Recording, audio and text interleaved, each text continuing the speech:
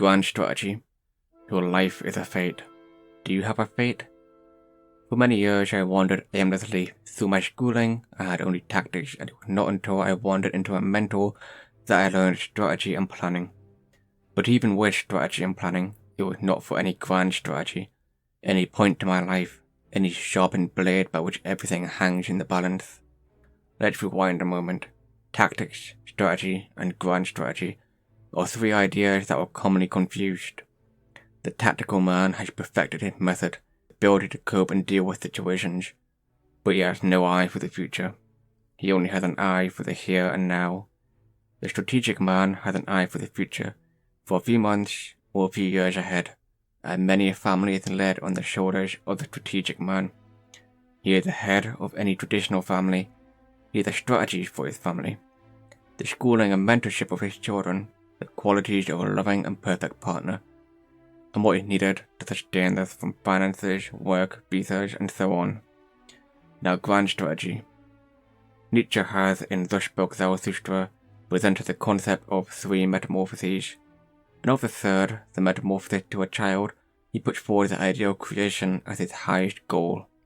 The creation of new virtues, the creation of a world that is in your will and your image, the creation of new and wonderful works and expressions with the vitality of life, and all that affirms you in the face of the bleakness posed by God's corpse tossed into the abyss. He who fights with monsters might take care, lest he thereby become a monster. And if you gaze for long into an abyss, the abyss gazes also into you. This abyss is the very coffin where all our values have died in the consequences of the world wars. What heroism has been sacrificed to it. And now our tactics are to battle the very monsters that emerge, and our strategy is to become as monsters. Our strategies are often vain, however. Money for the sake of avarice, fashion like naked emperors for the sake of impressions, virtues for the smoke signals they choke with. Our strategy is in service to either our beastly desires or the desires of comfort, of the Nietzschean Übermensch, of the last man. That is not to devalue tactics or strategy, however. They are exceptionally important. It is instead to put value on the grand strategy of life, which few people have eyes for, and fewer people have that sacred yes for, and even fewer have retained the hero within that will lift out the sword and the stone and put to the blade their very beliefs and values. Let us consider the grand strategy of different parties around the world today. Napoleon Bonaparte is an excellent example. On his will alone, he successfully ventured into Egypt on the idealism of his buckish inspiration of Alexander the Great. He strove to reclaim and reassert France as a major European power, challenging the very English at their own game in Europe. Then there was the case of Julius Caesar with his Gallic Wars, venturing and claiming more of the Germanic lands, and of course crossing the Rubicon against impossible odds to claim authority over the path of the Roman Empire. Of course, there are modern examples of these grand strategists. Elon Musk with his eyes set upon Mars, Xi Jinping with his eyes set upon Chinese expansion and force projection. The names continue, and all are examples of men with a grand strategy. Even the more ordinary men, such as Jordan Peterson, have made a grand strategy of their lives by speaking to the very hearts and souls of those creative forces at work within the Western world. It is no easy thing to stake your life upon a grand strategy, and to morph both tactics and strategy in service of it.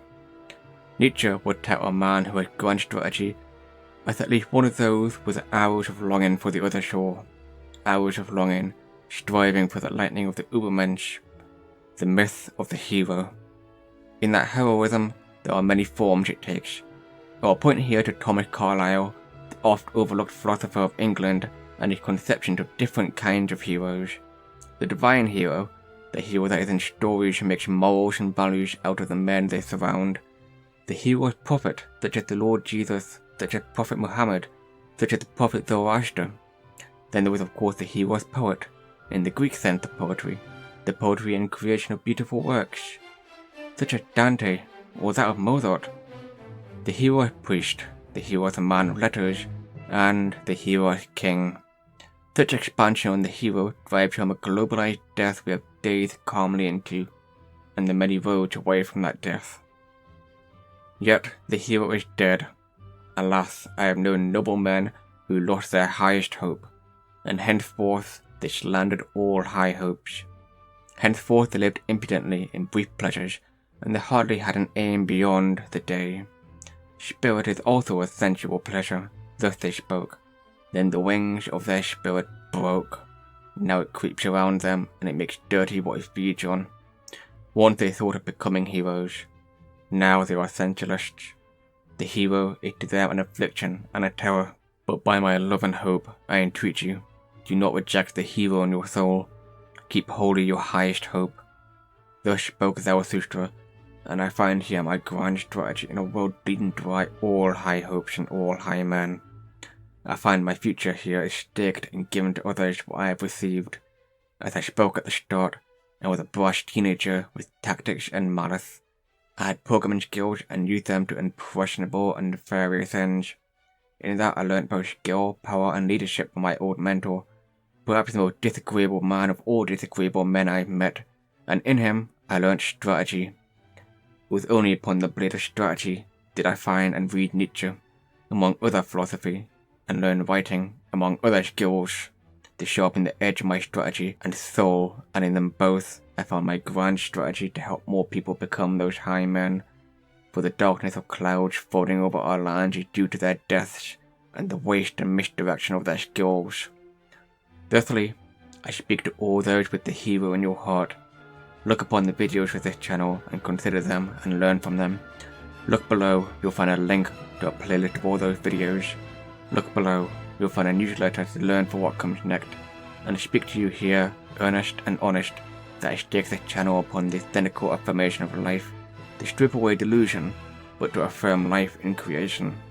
For creation is what makes life worth living, and the high man creates the tallest, and the most beautiful. I speak, nay, I preach, to the hero of your heart.